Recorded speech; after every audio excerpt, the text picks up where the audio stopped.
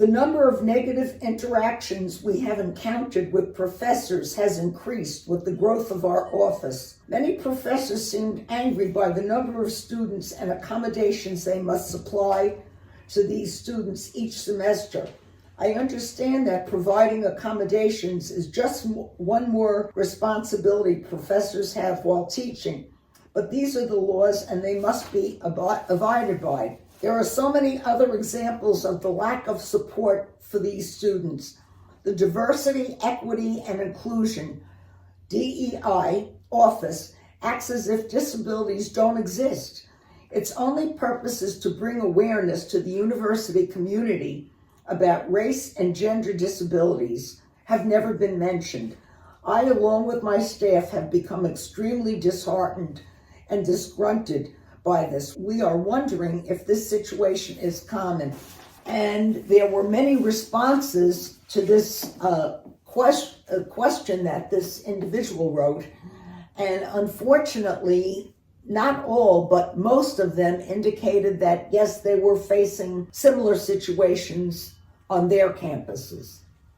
So things are far from what they need to be. That's despite the protective legislation and technological assistive devices and associations that have been developed. There's one association I'll mention that was developed right through AHEAD, and it's run through the National Center for College Students with Disabilities. That particular group that offers advice and support, the acronym for that is DREAM, D-R-E-A-M. It's disability rights, education, advocacy, and mentoring, and they provide all of that. That's just one group. Mm-hmm. There were many. So despite the fact that we've come miles since you were a student, right, in terms of our awareness of learning disabilities and how we can help, there's a lot of work to be done. At this point, there are many excellent books written about learning disabilities. Right. What do you think that your book's sense of direction is going to offer to the field that's different or unique? Yeah, well, I think that my perspective is unique in that I'm a professional working with individuals who have learning disabilities and attentional disorders, and I myself have an attentional disorder and learning disabilities.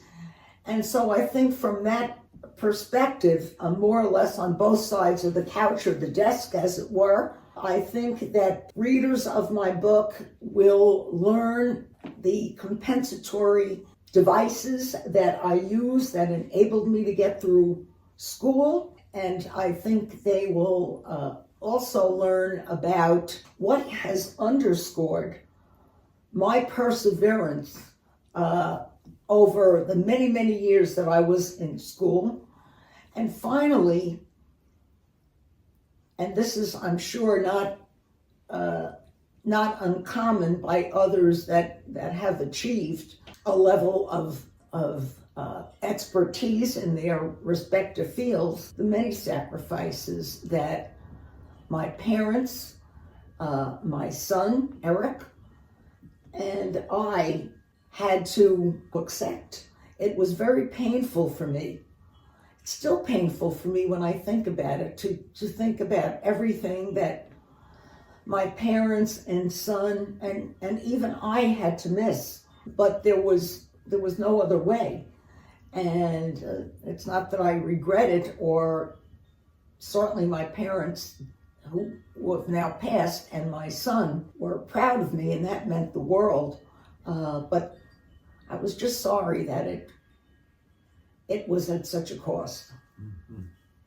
I recently read, I actually had read in a number of places where there's a relatively high number of the incarcerated prisoners who are illiterate, who cannot read or cannot spell. Unfortunately, I have not read where there's any attempt to either provide them with recorded books or to give them these particular education that they need, but it's clear that the limited ability that they have to read and to spell has had a very destructive force in their lives. I'm hoping that I will be able to get my book recorded so those people that are struggling with reading will be able to access the information. I particularly would like it to go to prisoners to give them a better shot in life, a shot that they have not had.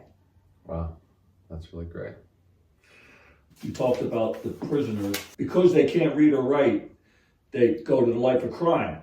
It's because when you taught me, you unlocked my brain. You know what happened after that. Mm-hmm. Something should be said about that. That the not knowing is what keeps you down.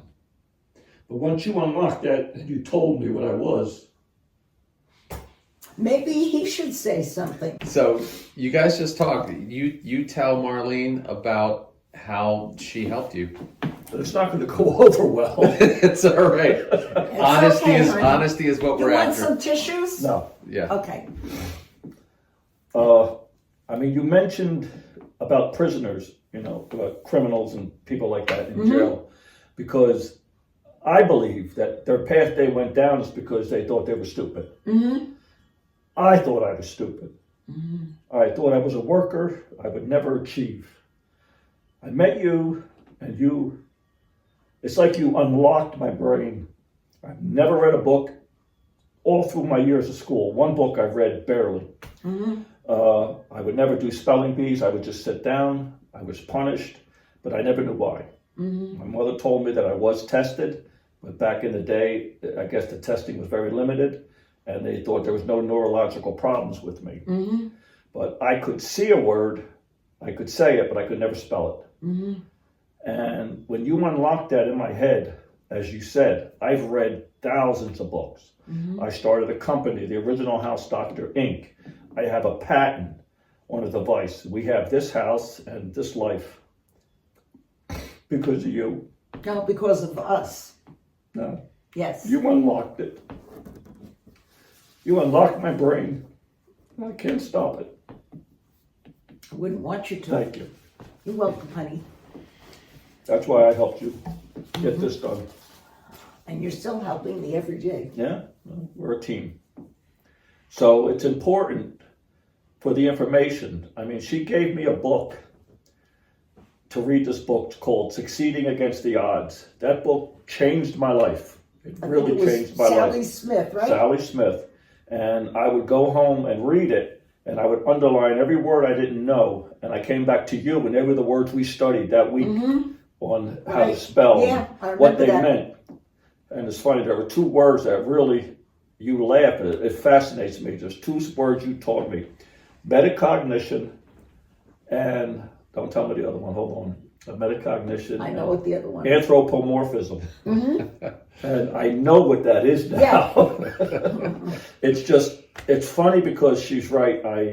I used to get so mad at why a word was spelled the way it was. Like, how is that? Well, that letter doesn't belong in there. Yeah. How come you would constantly say, I didn't do it.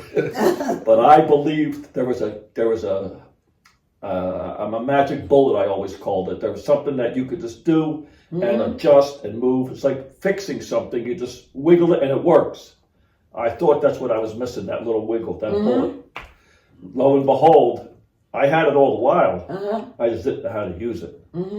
So I'm a big fan of the book, not because you're my wife, because I know what it's going to do. That's it. Yeah, you think You were that great, honey. You think that book is going to help other people with learning disabilities like That yours? This book here, I believe, is honestly going to be the key that they never had access to, that she does, and she gave it to me. Awesome.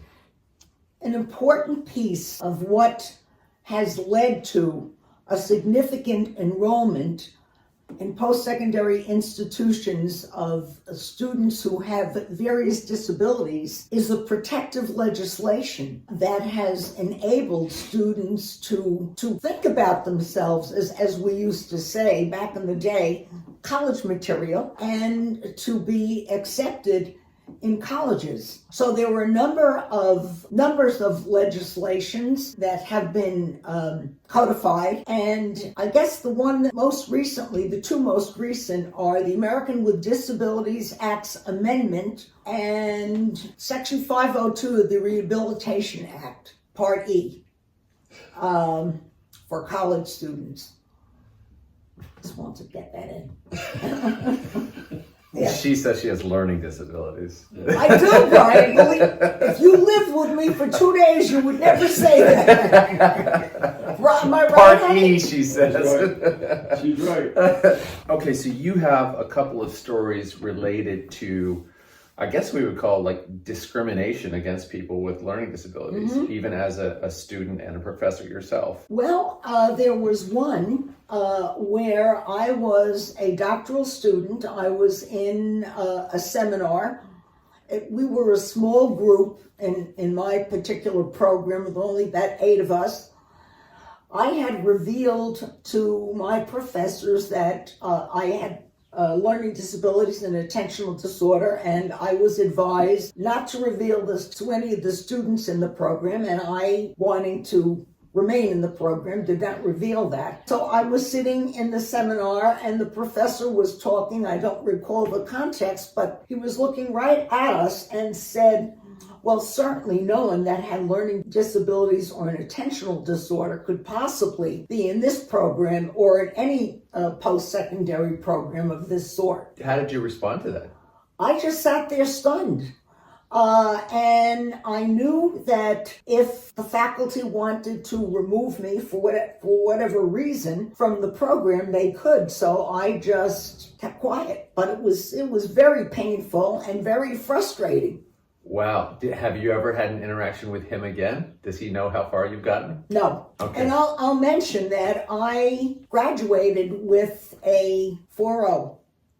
Wow. Got an A in every class. I would love for him to know that. Yeah. We were required to administer and be administered a neuropsychological evaluation through the doctoral program and were recorded doing this. And then, of course, the professor would look and would comment on this. And so as I was being given this test, one of the components required spatial memory. And that's a severe deficit that I have. So I was not able to complete that task, even given additional time. And when the testing was completed, the other students and I were headed out on the street to the cafeteria for lunch. And as we were going out through the school halls and as we were walking on the sidewalk and through the cafeteria, the other students jokingly were saying about me, "You've got brain damage, you've got brain damage." And I know they were doing it not thinking that that was the case. I, of course, knew that it was the case. It was something that I was trying so hard to cover up. I wanted to appear to be like the other students, but in fact I wasn't. And in a way, I had an advantage to these other students in dealing with people like myself. So I try to focus on that. I am Dr. Marlene Kushner, and this is my book, Sense of Direction. I hope that you will read it and that it will be informative and encouraging to all readers. Thank you for your time.